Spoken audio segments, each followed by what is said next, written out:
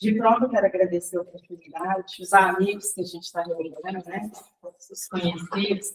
Essa casa que tem assim o nosso coração, né? Falando antiga, nosso coração, nosso amigo Cezinha, aonde a gente esteve estudando aqui nos sábados, né? Foi muito proveitoso. Então, é uma alegria muito grande estar aqui com vocês. Eu trouxe para a gente conversar o tema piedade. E porque, para nós, isso tem algumas implicações, algumas complicações. Do momento que a gente conhece a doutrina espírita. Do momento que a gente conhece a doutrina espírita, a gente muda o nosso pensamento, as nossas atitudes, as nossas ações, e tem que ser assim, né? O Raul Teixeira fala para a gente, em uma palestra, se você está numa religião, né, há um tempo, e nada mudou na sua vida, saia e procure outra. Porque a religião, ela tem esse propósito, né, esse religar, de nos ligarmos a Deus. E se ela não está fazendo nenhuma mudança afetiva na sua vida, possivelmente aquela não é a religião onde você vai se desenvolver. E por que eu estou falando tudo isso? Porque quando a gente chega na doutrina espírita, a máxima da doutrina espírita é fora da caridade, não é assim. E a gente vai aprender de reforma íntima, de caridade, e poucos de nós são de berço espírita. Então, a gente inicia. E é muito diferente os conceitos, a doutrina traz para a gente, as informações, muito diferente daquilo que a gente vem conhecendo. Né? Parte disso é a própria caridade. Que a gente tem uma sociedade que nos influencia, conhecimentos, educação que a gente teve. E aí a gente chega na doutrina e aprende tanta coisa a respeito de caridade, né? A gente não olha mais a pessoa que chega na rua e fala para a gente assim, você pode me dar isso assim, assim? Você tem um dinheiro, você me dá um pão, você me dá uma comida? A gente não olha para ele e fala, pode ser até que a gente ainda pense, porque a gente tem os nossos atavismos, mas a gente não fala mais. Cheio de saúde, por que não arruma um serviço? Né? A gente muda os nossos conceitos, porque a doutrina ela abre esse leque de conhecimentos para a gente. A gente aprende que as provas da riqueza, da pobreza, na nossa vida, na nossa existência, no planeta de provas e expiações, tem um porquê. A gente precisa passar por isso. É pelo nosso engrandecimento. Né? Então, são muitas coisas. Eu morei, na Igreja de Fora, só para dividir com vocês o caso, eu morei na casa de um dos fundadores do Maria de Nazaré, José de Paulo. Você conheceu, Marta? São Paulo? E quando a minha mãe alugava um quarto lá, porque ela trabalhava em uma empresa aqui, e quando a esposa dele desencarnou, ele convidou a gente para morar lá. Ele foi um dos fundadores da Casa Maria de Nazaré. E quando eu cheguei lá, eu fiquei assustadíssima. Né? Eu sou de berço católico, não era praticante, e aí o pessoal chegava e pedia, porque é na rua de cima da casa espírita, do Maria de Nazaré, é na Emboadas. E aí o povo saía da casa, chegava lá, era um horário que não estava atendendo, que a casa não estava aberta, ia para a casa dele. Chegava lá e falava assim, minha filha, você arruma um café para fulano? Falou, arrumou, né? Eu tinha 16 anos. Mas aí ele falava assim, senta aqui, vamos tomar um café. Eu falava, nossa, que coisa diferente, né? Claro, gente, que hoje a gente não tem mais condição de fazer essas coisas, né? Eu tenho 52 anos, eu tinha 16, né? A gente não tem essa liberdade de pôr as pessoas dentro da nossa casa, porque o mundo não é mais isso. Mas é só para a gente pensar o quão diferente, o quanto o espírito encara diferentemente a vida, as atitudes, as pessoas. E é preciso que a gente observe a vida com a lente da doutrina. Né? Esse é o propósito da doutrina na nossa vida. E aí, o grande problema é que a gente sabe que mudou. E é preciso saber. Sem hipocrisia, é preciso você olhar e pensar. Eu caminhei um pouco. Né? Claro que a trajetória é enorme que a gente precisa trilhar. Mas é preciso que eu faça reflexões e reconheça assim, não. Hoje, isso eu mudei meus conceitos, isso eu aprendi na doutrina espírita, isso eu faço diferente. Né? Mas aí a gente fica nisso. A gente para nisso, nessa pequena mudança que a gente fez. Que para nós já é muito, que se você olha no mundo, né? Eu tenho uma amiga que ela fala comigo assim, eu nem posso falar isso perto da Flávia. Tudo que ela conversa com você, eu nem posso falar isso perto da Flávia. Aconteceu aí um caso de um rapaz que foi preso, eu nem posso falar o que eu acho que ele merecia. Porque ela sabe que os meus conceitos são diferentes. Porque são conceitos diferentes que a gente aprende. Mas a gente não pode ficar apenas nisso e acomodar-se, né? E, por vezes, nós nos entendemos piedosos. Né? Piedosos. A gente se acha que a gente já é melhor, que a gente entende diferente. Né? E aí a gente vai falar desse tema para a gente refletir se de fato não somos. O nosso irmão leu o livro Caminho, Verdade e Vida. Eu vou falar da lição 107 do livro Pão Nosso, né? Que é a piedade. E esse livro da coleção Fonte Viva, que é a mesma coleção do livro. Eu costumo fazer alguns estudos do Evangelho, né? Com esse livro Pão Nosso, porque o Emmanuel traz os ensinamentos para nós, para a nossa vivência, para a nossa realidade, é muito atual, né? Só que eu começo lendo o texto, o capítulo. Só que este capítulo 107 eu vou deixar para a gente fechar. Eu vou falar um pouquinho da piedade e depois eu vou trazer a Amanda para a gente fazer as reflexões. Então, gente, somos seres espirituais temporariamente encarnados. Mesmo que por vezes a gente não pense nisso o tempo todo, a gente não se vê temporariamente encarnados. Em alguns momentos a gente fala, a vida é essa, para ser feliz aqui, tem que resolver minha vida, vou fazer, vou acontecer.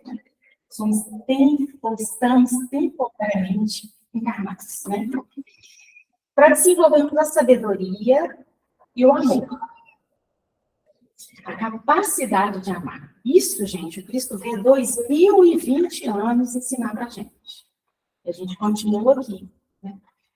Para desenvolver a sabedoria e a capacidade de amar. Fomos criados, Deus nos criou simples e ignorantes, todos nós. Mas com um imenso potencial divino, né? Para a gente desenvolver essa sabedoria, essa capacidade.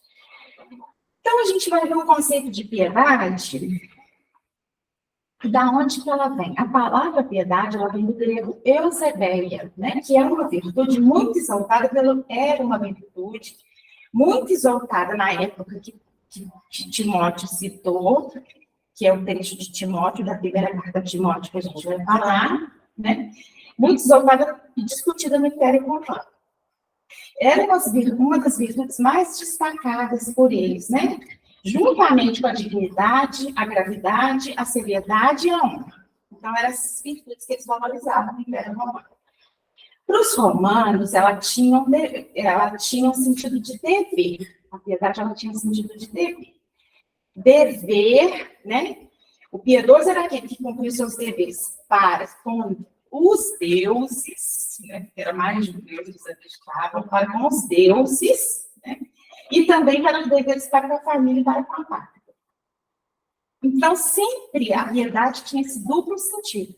Dever para com os deuses e para com a pátria. Aí, o zelo, o senso de dever, né? Nesse sentido apenas, duplo sentido, Deus e pátria. Para os gregos, na cultura grega, Sócrates exercia essa piedade. Sócrates era um modelo, né? Porque ele era cumpridor dos seus deveres para com os deuses e para com a sociedade. Ele cumpria esses deveres para com os semelhantes. Então, gente, no sentido original da palavra é isso. Só que o que acontece? Hoje, ela tem uma virtude com múltiplos sentidos. Ela é muito ampliada. Eu tenho um dever para com Deus, a gente aprende isso, eu acho que em qualquer religião, né? E com a pátria, né, com todo mundo, a esmola, a ajudar. Né? Mas aí, gente, essa virtude, esse sentido, ele vai se ampliando, porque a gente sabe assim, há que se ter envolvimento. Nós vivemos porque convivemos, a nossa amiga Isabela fala isso muito, né? Vivemos porque convivemos, nós estamos inseridos sobre a égide da lei de sociedade para conviver, mas é no envolvimento com o outro, né? Vai bater na minha porta, eu dou, né? Somos família universal. A gente não se entende assim, a gente conhece, sabe que somos uma família universal, mas a gente ainda não ama dessa forma, dessa maneira, né? Então, essa virtude, ela tem um significado que, ao longo dos tempos, foi ganhando outras conotações. O apóstolo Paulo, ele menciona essa virtude várias vezes nas suas epístolas, né? E essa epístola, que é o seguinte, está lá no livro nosso, piedade. Mas é grande ganho a piedade com contentamento. 1 Timóteo, capítulo 6, versículo 6. Olha o que Timóteo fala para ele. É grande ganho a piedade com contentamento.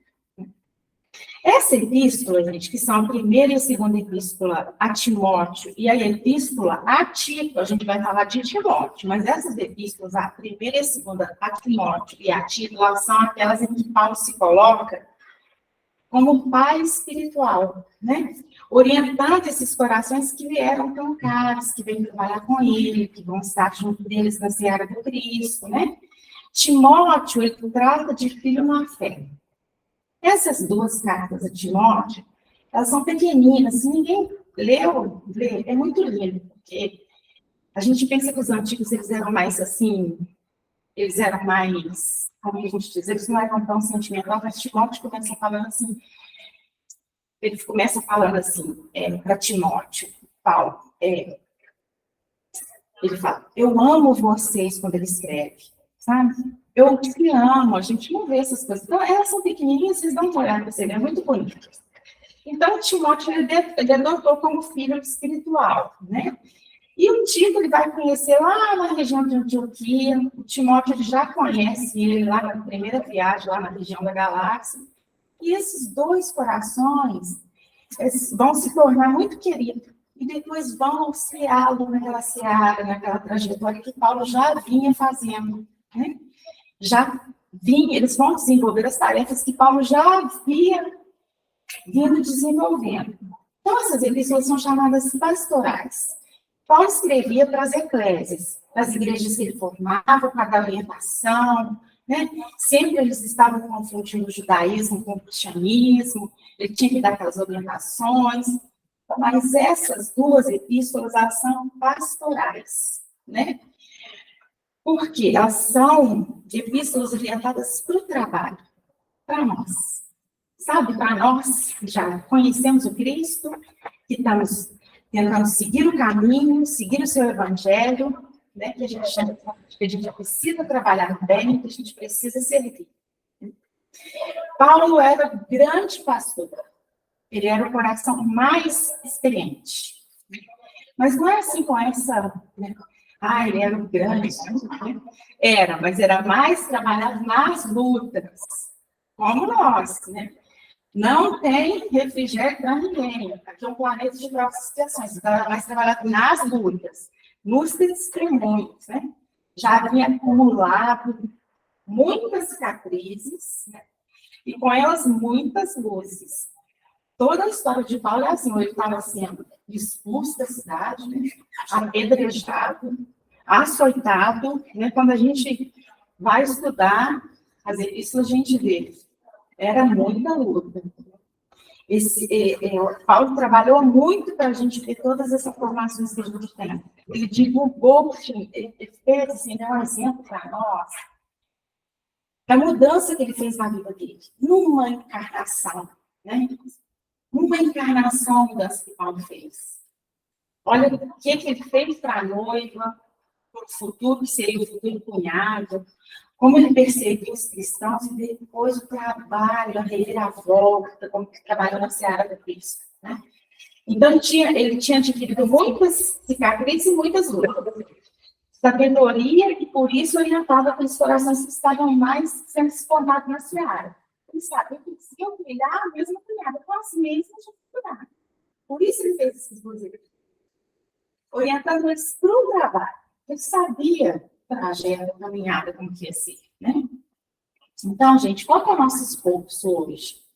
Irmos até essas epístolas, essas informações que ele deixa para a gente, e retirar os valores nominativos, né? Olha que fácil que foi para a gente fazer esse trabalho todo difícil, né? E a gente só tem que ir lá aprender com a experiência, com a luta dele, né? Com a luta que ele travou, com as cicatrizes que ele tem, com as dificuldades que ele passou, a gente vai buscar os valores iluminatistas que possam nos oferecer mais recursos para a gente avançar cada vez melhores e cada vez mais conscientes na seara do Cristo. E aí, a gente vai recorrer a algumas falas de Paulo, né, do apóstolo, para a gente, em torno da piedade, para a gente compreender o que é piedade. Né? E a partir daí, a gente vai fazer as nossas reflexões e trazê-las para a nossa vida e entender, gente, que a gente está aqui para desenvolver as nossas virtudes. O que a gente vai levar daqui? Para começar, como que vai ser meu futuro quando eu desencarnar? O que vai acontecer? Nós estamos construindo esse futuro aqui agora, né? Simples assim. Estamos respondendo por escolhas equivocadas que fizemos anteriormente, é fato, mas o nosso futuro está sendo construído até agora. O que vai acontecer comigo? O que eu vou levar daqui? As virtudes que eu desenvolver, né? E os afetos verdadeiros. Porque os corações se reconhecem na espiritualidade.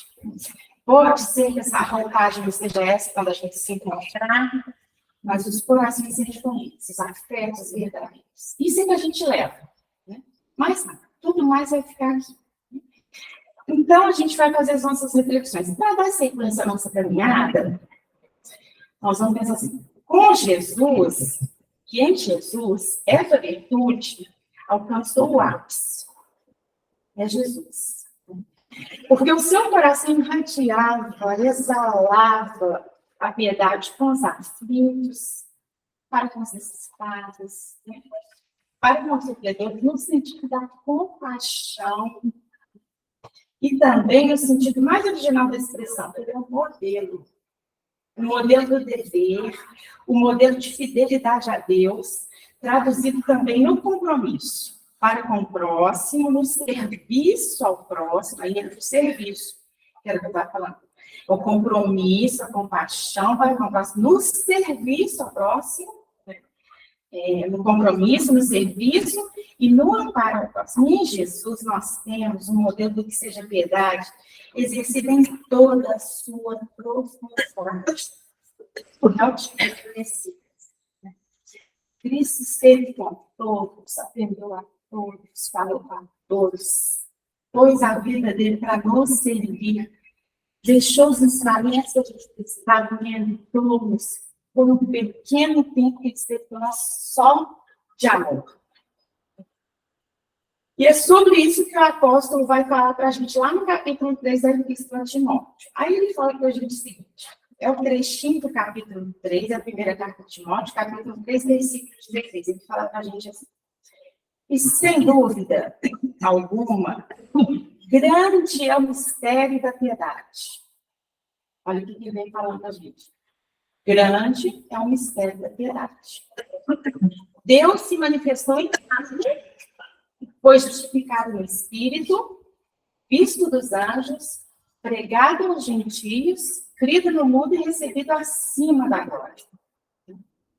Nesse capítulo 3, ele fala para a gente o seguinte, ele nos propõe um olhar, né, acerca da piedade a partir de um olhar para Jesus, como modelo de vivência, né, e de expressão da piedade. Esse amor, gente, radiante do Cristo, transbordante, que consola, que alivia, que suaviza os caminhos, as dores, né, as angústias dos corações, dos nossos corações. Sabe quando a gente está em dificuldade aqui, que a gente ouve o Evangelho, que a gente abre o Evangelho, que a gente lê alguma coisa sobre o Evangelho, que a gente vem numa coisa e ouve. É o Cristo Consolador.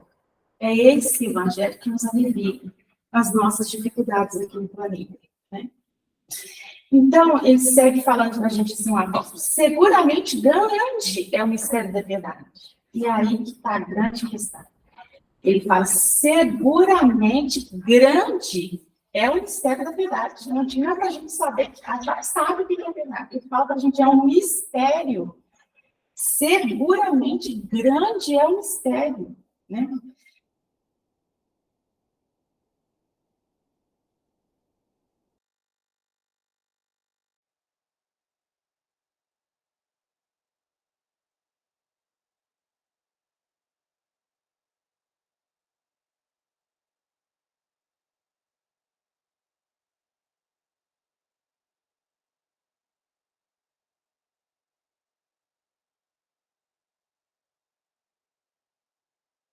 simples, né? Do que seja o amor ainda, do amor que Cristo tem nos ensinado. E é tão simples as formas que a gente, quando lê o livro Renúncia, né, a gente vê a história de Alcíone, que ela vai e pede para me ajudar, um amor aqui no planeta, que a gente pensa, meu Deus, né? O instrutor fala com ela assim, alguns vai e não voltam mais para essas esferas. Ela estava numa esfera elevada. E ela vai e pede para voltar para a Terra para auxiliar. E o instrutor dela fala, olha, alguns vão e não retornam para essa esfera. Ou seja, porque a influência da carne, só o Cristo não sofreu. Todos nós sofremos, e ela também iria sofrer. Esse amor que você pensa, depois de todo esse perrengue que a gente passa aqui, chega lá e você fala, vou voltar, eu estou bem aqui, mas vou voltar para ajudar. Aí a gente pensa, será que a gente volta? Será que a gente já ama desse jeito? É sobre esse amor que o Cristo veio nos ensinar, que a gente ainda não conhece. Então, por isso que a gente está conjugando, gente, as formas mais simples, né, que seja o amor. O amar em busca do amor, né? Que em Jesus nós vivemos em toda a sua existência, de mais ou menos 3 anos, né? Tem que a história fala de ser conosco, pois só amor. E é isso que Paulo quer nos dizer, o grande mistério da piedade. Porque esse mistério da piedade nós vivemos contido ali em Jesus. E Jesus, nós estamos começando a entender como amigo, né? Agora. Embora, gente, o Cristo seja nosso amigo milênios, né? Arquiteto do nosso planeta Terra. Ele é nosso amigo há milênios, mas agora que a gente está começando a vê-lo assim, a senti-lo assim, como amigo, a encontrar nele mesmo o consolo. Sabe aquela coisa de amigo que você fala, nossa, que coisa boa a gente ter amigo, né? Porque a gente tem as dificuldades que a gente precisa passar aqui, as coisas que a gente precisa vencer, mas quando você tem um amigo, né? É uma coisa sublime, né? Eles falam que amigos são anjos, é meio por aí mesmo. Coisa boa a gente ter amigo. Porque para tê-lo, gente, para ter o Cristo de fato como amigo, eu preciso amar e aprender com ele e aplicar aquilo que ele nos ensinou. O que a gente ainda não consegue. Né? E ele vai dizer isso para a gente, lá no seu Evangelho, no Evangelho de João, no capítulo 15, dos versículos 14 e 16, ele fala assim para a gente. Se sois meus amigos, não, se sois meus amigos, é a primeira. Se fizeres aquilo que eu vos orientei, aquilo que eu vos mando, então a gente ainda não faz. Então a gente está caminhando para ser amigo disso, né? Porque, gente, é no exercício do amor, do servir, da brandura, né, que a gente vai sensibilizando o coração. Vai ampliando a nossa percepção, e aí a gente vai estreitando esse laço com Deus. Mas é servindo que a gente não entende. Né? Servir. A gente é convidado para fazer um trabalho aqui na Casa Espírita, e a gente fala, ainda não é para mim agora, não estou pronto, não. Né? Mais para frente, quando eu estudar mais, né? Mas, gente, é assim, é no trabalho, é no servir, é que a gente vai abrandando o coração. É quando a gente sai ali na rua e fala assim, forte desse jeito, por que não arruma um emprego? Fica pedindo. Isso não é brandura de coração. Com o conhecimento todo que a doutrina nos traz, né? Das provas que a gente precisa atravessar. Então, gente, é assim que a gente vai estreitando o laço com o Cristo, sentindo mais vivo e mais presente. E prossegue o apóstolo falando com a gente assim, fazendo referência a Jesus. Foi manifestado na carne, e quanto amor é em toda, né? A vida, em todos os atos, em cada gesto, cada olhar, cada palavra que Jesus expressou, cada parada que a gente ouve, né? Quem ele defendeu, quando ele cuidou da mulher adulta, ele estava todo mundo querendo apedrejá-la. A gente fica pensando naquela época, né? Quanto o olhar que Jesus expressou, quem ele defendeu, com quem ele esteve, quando esteve aqui conosco, né? O Emmanuel tem uma frase linda que eu gosto, que ele fala de Jesus, que ele fala assim, ele se diminuiu, baixou até nós, sem perder a vida. É lindo. E é isso que o Cristo fez. Ele se diminuiu, baixou até nós sem perder algo. Segue o apóstolo falando, foi justificado no Espírito, prossegue Paulo. Porque o que conferiu a grandeza de Jesus para nós, gente, não foram os milagres. Né? Ainda mais quando a gente chega nos ouvidos espirituais, não existe milagre. Você fala, meu Deus, não existe milagre. Né? Não foram os milagres. Né? Foram os sentimentos, foram os valores do Espírito que Jesus agregou em cada atitude, em cada palavra, né? Porque riqueza material ele não teve nenhuma, né? Ele não teve nenhum tipo, nem fama, nem poder, nem influência. Ele passou como um simples galileu. Mas o Espírito que ele imprimiu em tudo que fez foi o que justificou para nós, né, que marcou a sua tarefa, a sua vida, a sua estada aqui conosco. Definido para a humanidade terrestre um divisor de águas, antes do Cristo, né, a ser e depois de Cristo. Porque tudo que ele fez estava em sintonia e representava a própria vontade divina. E por isso mesmo é eterno, é perene, é indestrutível. Ele fala para nós, eu e o Pai somos um. Né?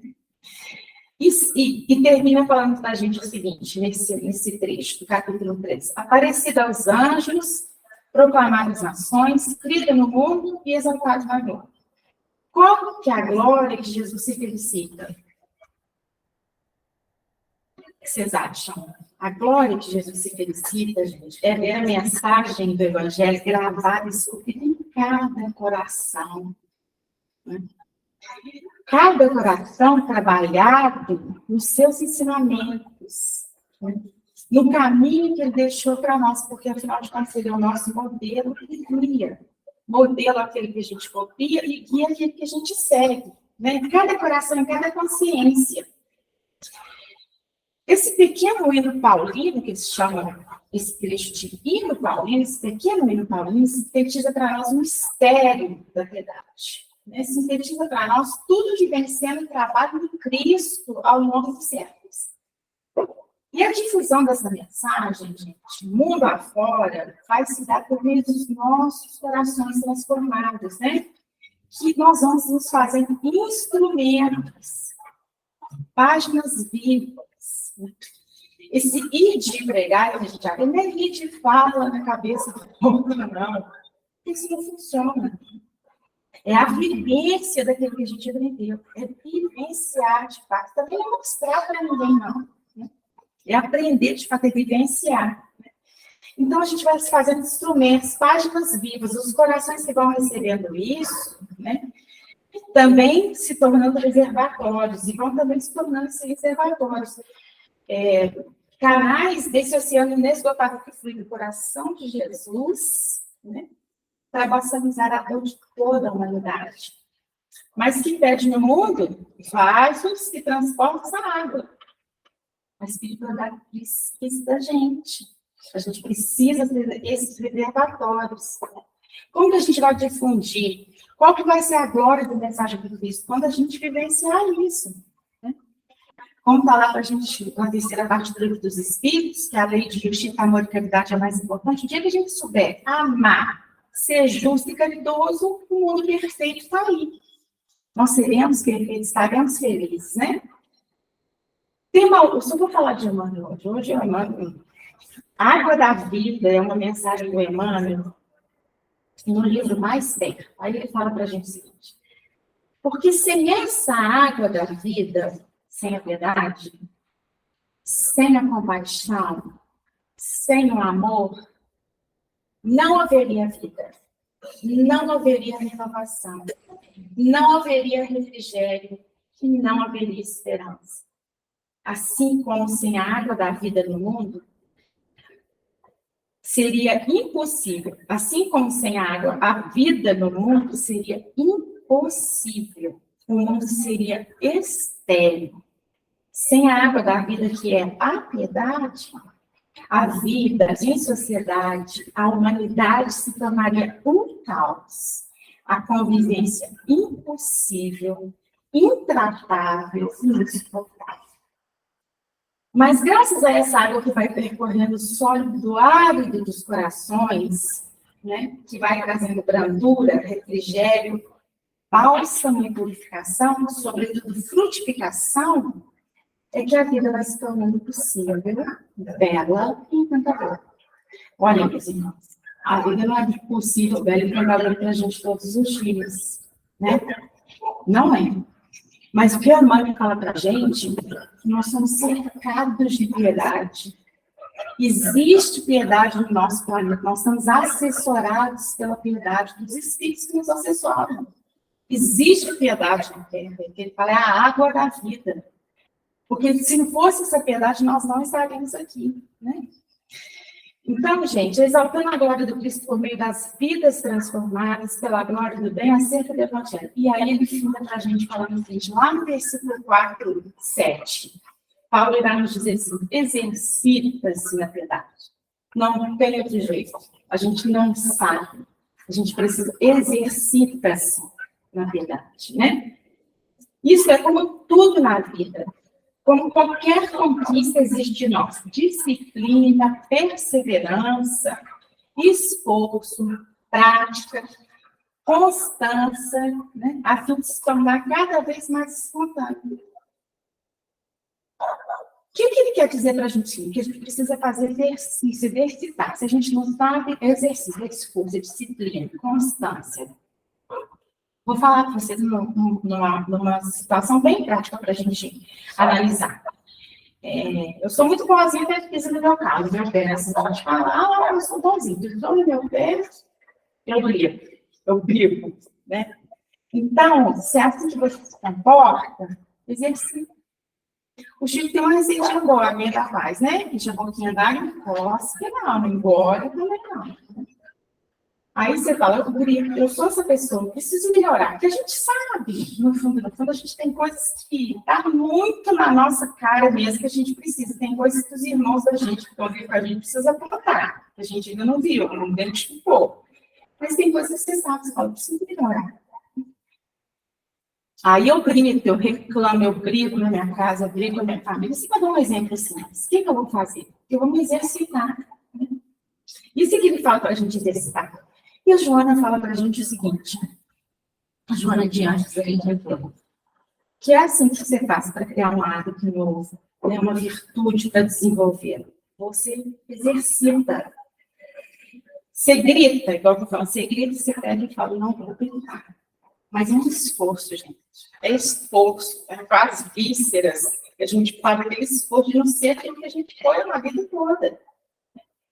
Aí você faz aquele esforço. Hoje você não grita, você conseguiu. Não te deu aquela vontade de fazer, faz aquele esforço. E a Joana fala para a gente, você vai criando esse hábito, vai fazendo esse esforço, com essa disciplina, e isso vai se tornando uma resposta automática. Um dia você fez sem perceber que não precisou de esforço. É isso que a benfeitora Joana fala para a gente. Então não tem outro jeito. Os seus maus hábitos eles vão ser trocados desse jeito. Você vai se esforçar, não é o outro, não. Ah, o outro tirou minha paz, é o outro que me infernizou. Não, é você que conhece o Cristo, que conhece o Evangelho, que sabe o caminho. Né? Então, ela fala para a gente o seguinte, para a gente criar um hábito, então a gente tem que fazer esse esforço para se tornar resposta. E aqui no caso da piedade também é exercício, sabe, gente? Sem julgamento. Eu preciso atender alguém que está me pedindo alguma coisa. Está na minha condição de ajudar? Eu posso fazer alguma coisa? Se chegar na sua mão, pode ter certeza que você pode. Né? É para você. Não bateu na porta errada. Aí você fala, não, mas eu não posso. Não, eu que pedir fulano, que eu sabia, você sabia que o fulano podia atender, o ciclano. Ah, não era para mim, não, era para o fulano, que eu falei, não, é para você que conheceu o fulano. Né? Sempre é para a gente, né? Então, eu preciso exercitar, fazer essa perseverança, esse esforço, essa constância, a fim de se tornar cada vez mais espontâneo. E para se consolidar, né, é preciso exercitar a compreensão, o trabalho no bem, praticar a negação, coisa que a gente não quer fazer. Tem que ser extirpado do nosso planeta, o orgulho e o egoísmo. A gente é muito egoísta. Alguém vem para você e fala, mas agora que veio, acabei de sentar, essa hora da noite, Nossa, mas por que ela não pediu isso da minha vizinha? Que agora está precisando de mim? Perguntou o dia inteiro. A negação, sabe? Negar a si mesmo, o seu bem-estar. Né? Eu fiz visita de 14 anos no oncológico, a gente parou na pandemia e não retornamos. Tinha uma moça que começou a fazer visita, a gente já falou assim, nossa, cada quinta-feira ela contava uma história. Eu preciso de um sapato mais confortável para viver nessa visita. Vou comprar um sapato mais confortável. Aí comprou o sapato na outra quinta-feira, eu falei, gente, o que vocês compraram? É de plástico, a gente vem no hospital, já chega, deixa o lado de fora, já fica fácil de lavar, de limpar, porque tinha um hospital, eu falei, meu Deus do céu, como que a gente é, né? Aí, como esse sapato que é fácil de lavar, seca rápido em hospital, você já viu, sei lá, se a gente pega alguma coisa e pensa comigo, a gente vai levar alguma coisa para eles. Se a gente parar para pensar, a gente que vai levar alguma coisa, porque eles estão lá, né, num ambiente muito mais externo que a gente está aqui fora. Mas esse é o nosso entendimento, né? Só para a gente pensar. Então, gente, praticar negação, esquece de você, que a gente está sempre em evidência, a gente sempre em primeiro lugar. Esquece do seu bem-estar, do seu conforto, do que você queria fazer naquele momento. Você fala, nossa, mas a gente descendo bem agora. Acabei de vir do serviço, tive um dia difícil. Praticar a negação. E assim, gente, a gente vai sensibilizando as fibras dos nossos corações, né? E a piedade vai sendo resposta natural, resposta mais espontânea. Resposta, gente, do nosso novo modo de ser formado a partir de Jesus e do seu evangelho. É preciso ver isso e não tem outro jeito. E a gente, para a gente caminhar no encerramento, eu vou fazer a leitura do Emmanuel, do capítulo, para a gente ver o que o Emmanuel fala para a gente refletir. É o capítulo 107, piedade. 1 Timóteo, capítulo 6, versículo 6, mas é grande ganho a piedade como orientamento. Fala-se muito em piedade na terra. Todavia, quando assinalamos referências a semelhante virtude, discernimos difícil referência. Gente, fala-se muito em piedade na terra. Todavia, quando assinalamos referências a semelhante virtude, dificilmente discernimos entre compaixão e humilhação. Ajudo, mas esse homem é um viciado. Atenderei. E, entretanto, essa mulher é ignorante e má. Penalizo, contudo, esse irmão ingrato e cruel. Compadeço-me, todavia, trata-se de pessoa imprestável. Tais afirmativas são reiteradas a cada passo por lábios que se afirmam cristãos. Realmente, de maneira geral, só encontramos na terra essa compaixão de voz macia e mãos espinhosas. Deita mel e veneno. Balsamiza feridas e dilaceras. Estende os braços e cobra dívidas de reconhecimento. Socorre e espanca. Ampara e desestimula. Vocês estão conhecendo isso tudo, gente? Muito conhecido nosso, tudo isso que ela fala, né?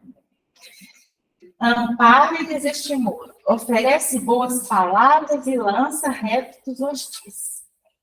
Fazia quantos viajantes da experiência com pães recheados de fé.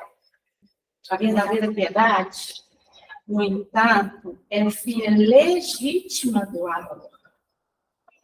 Não perde tempo na identificação do mal.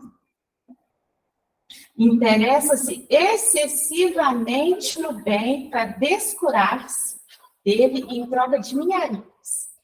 E sabe que o minuto é precioso na economia da vida. O Evangelho não nos fala dessa piedade mentirosa, cheia de ilusões e exigências. Quem revela energia suficiente para abraçar a vida cristã, encontra recursos de auxiliar alegremente. A gente auxilia alegremente. Não se prende às teias da crítica destrutiva e sabe semear o bem. fortificar-lhe os germes, cultivar os rebentos e esperar-lhe a frutificação. Diz-nos Paulo que a piedade com contentamento é grande ganho para a alma e, em verdade, não sabemos de outra que nos possa trazer prosperidade ao coração. Isso é o que Paulo fala para a gente, né? Para a gente não perder tempo na identificação do mal. A pessoa veio se ajudar, está no seu alcance, ajudar sem julgamento, né? Isso não nos importa. Saber o que aconteceu a fundo, saber por quê, se inteirar daquilo ali não é importante para nós, né? Não perder tempo na identificação do mal. Interessar-se excessivamente no bem. Essa é a proposta dele. A gente se interessa excessivamente no bem, em fazer alguma coisa, a gente está proativo, a gente é aquela pessoa. Você pode contar que as pessoas contam com você. Sabe quando eles contam com a gente sem contar para a gente, fica contando com a gente? Eu estou esperando você fazer. Você estava contando comigo, né? É tipo isso, né? As pessoas podem contar com você. Se essa pessoa solicita, se ela pensar em alguma coisa que você possa servir, ela pensa, não, eu vou pensar. Não, eu sei que a fulana vai me ajudar nessa empreitada, nessa ajuda. Será que a gente é essa pessoa, né? Será que como que a gente exercita a nossa piedade ainda com julgamento? E a grande realidade que o Emmanuel traz para a gente é que é isso aí, que tem na Terra e como não somos ainda. E não adianta a gente pensar que não somos assim, porque não somos. Hora e outra a gente faz julgamento, hora e outra a gente entra numa conversa ou outra que não é boa, que não vai acrescentar na nossa vida, né? E esse é automático, isso é a nossa natureza imperfeita. É da nossa imperfeição, é automático, é o que somos. Você entra numa fila do banco, está falando mal de político, falando mal do político, você também está, e ali a conversa rola e você está envolvido. É a nossa natureza, né? E aí, gente, para findar mesmo, tem um trechinho do Evangelho que fala sobre piedade, né? É o capítulo 13, e o item o capítulo 13, e o item é 17. É a piedade. E o espírita Michel, em Bordeaux, em 1832. Então, vou ler só um trechinho para a gente refletir. O que ele fala sobre piedade? A piedade é a virtude que mais nos aproxima dos anjos. Qual é a nossa trajetória do átomo ao arcanjo? A nossa destinação é seres perfeitos. Seres anjos. Então, a piedade é a virtude que mais nos aproxima dos anjos. Então, gente, vamos começar por aí. Vamos começar a exercitar a piedade. É a irmã da caridade que vos conduz até Deus. Deixai vosso coração se enternecer diante das misérias e dos sofrimentos dos vossos semelhantes. Vossas lágrimas são um bálsamo que lhes aplicais sobre as feridas. E quando, por uma doce simpatia, vindes a lhe restituir a esperança e a resignação, que encantos experimentais. Isso que ele fala para a gente, gente, aquela situação, sabe quando a coisa triste, e que você consegue restituir naquela pessoa alguma coisa que seja material, que ela ficou feliz por aquilo ali, que de fato ajudou, você consegue ver. E ele fala que traz um encanto para a gente, e a gente pensa assim, nossa, né?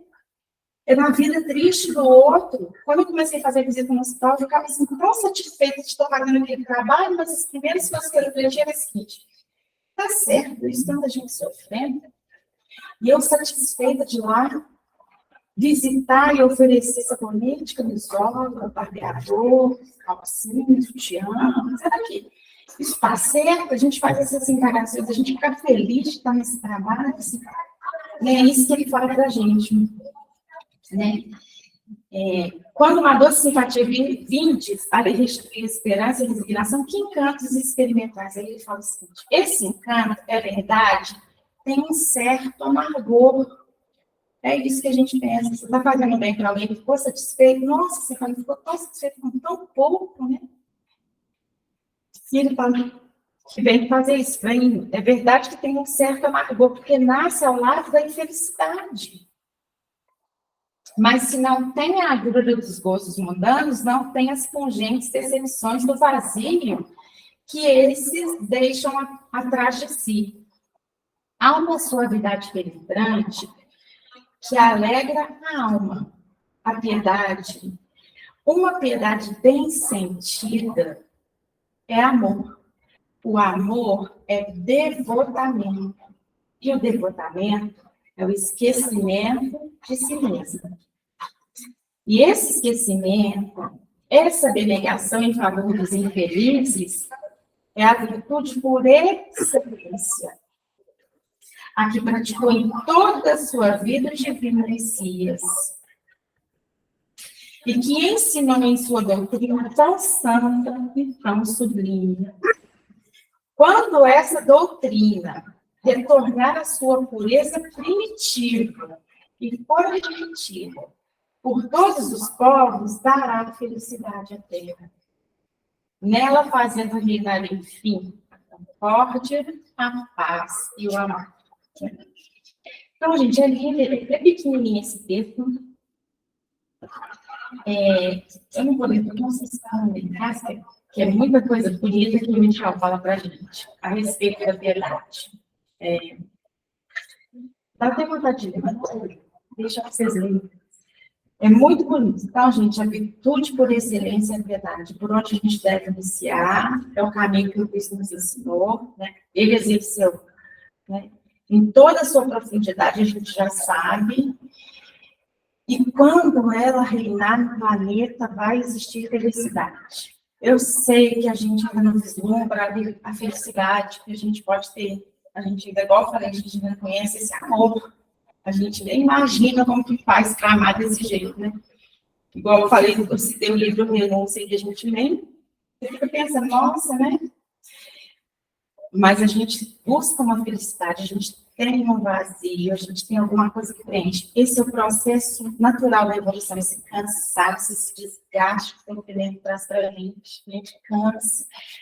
Você tem que buscar alguma coisa, tem que ter alguma coisa que te preenche, né? Tem que ter alguma coisa que te consola, que chega nas suas feridas, que acalma o seu desespero, as suas dificuldades.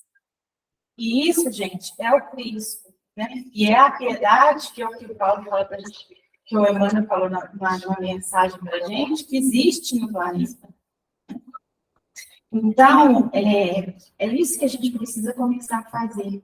É com esforço, é com disciplina, é pensar todo dia que a gente precisa ser diferente, né? Que a gente precisa ser piedoso. Porque esse é o caminho, a virtude por excelência. Pode falar. Item 17, capítulo? Capítulo 13. 13. O capítulo 13. Isso. Mas é muito bonitinho, é pequenininho, ó, esse trecho e esse aqui. Sabe? É muito bonito. Ele fala, é muito assim, né? Bonito, profundo. Fala daquelas coisas que a gente já pensou, igual você fala, você vai ajudar uma pessoa numa situação tão difícil, você fala, nossa, eles ficaram tão satisfeitos. E a verdade, gente, é que a gente não sabe lidar. A gente não sabe sair da gente ainda. A gente é egoísta numa proporção tão grande, que é da nossa natureza, que a gente precisa entender isso, que a gente não sabe fazer o que você quer para o outro, é o que você acha que é bom. É o seu achismo, eu acho. Vou contar para vocês, tem uma família que me visitava lá em casa, nas férias das crianças. Ele era chato do caminhão do meu marido, então eles faziam uma visita lá em casa. Ele faz 4 crianças subir no morro, no Morro dos Cabritos. Já vi falar, nem sabia quando eu fui mudar para lá, porque eles ficaram só passa em morro, depois que eu fui aprender isso. E lá no alto do morro, ela subia com as 4 crianças, na última rodada de esperança. As 4 crianças, ela falou assim, olha, o que você deu? Ela falou assim, tem água com açúcar, porque lá em casa não tem nada para comer. Só que se fosse para subir o morro a pé. Se juntava com meus 3, nossa, era as férias, era uma bagunça de perigo, a sua construção. Mas eles iam fazer quase de férias. E aí, eu ficava doida, eu falei, sem dificuldade, as coisas faziam para ganhar. Nunca me achando a primeira vez que ela foi. Tinha uma panela de carne, de paleta cozida. Eu falei, nossa, eles não gostam de carne. Eles não gostam, eles não acostumaram a comer carne. Eles gostam de arroz, de angu, de macarrão. Eu fiquei lá me achando. Aí essas coisas, gente, para a gente refletir, o que a gente é, até o que você quer para o outro é aquilo que você gosta. É o que você pensa que é bom. Isso é para a gente aprender a revisitar e fazer aquilo que a pessoa precisa sem julgamento, porque a gente ainda não sabe ajudar o outro. Né? Eu pensava, nossa, agora eu vou, né? E vou agradar, e a gente, eita, panela sobrou, a gente gosta de carne, e a gente fala, nossa, será que é bom? Mas não é. A gente não sabe ainda servir, a gente não sabe auxiliar, porque a gente se põe em evidência. Então, isso é da nossa natureza imperfeita. Está tudo dentro da normalidade, viu, gente? Vem para assustar ninguém, não. Essa é a nossa natureza, a gente está caminhando, né? E acho que a gente está no caminho certo. Nós estamos aqui na noite de segunda-feira, né, reunidos para ouvir o Evangelho, para refletir junto. Então, já é um grande caminho, cara. Quero agradecer a vocês, a atenção, o carinho, viu? A oportunidade de estar aqui, porque eu tenho que vir pelo menos uma vez por ano, pelo menos. Né? Muito obrigada a vocês, boa noite.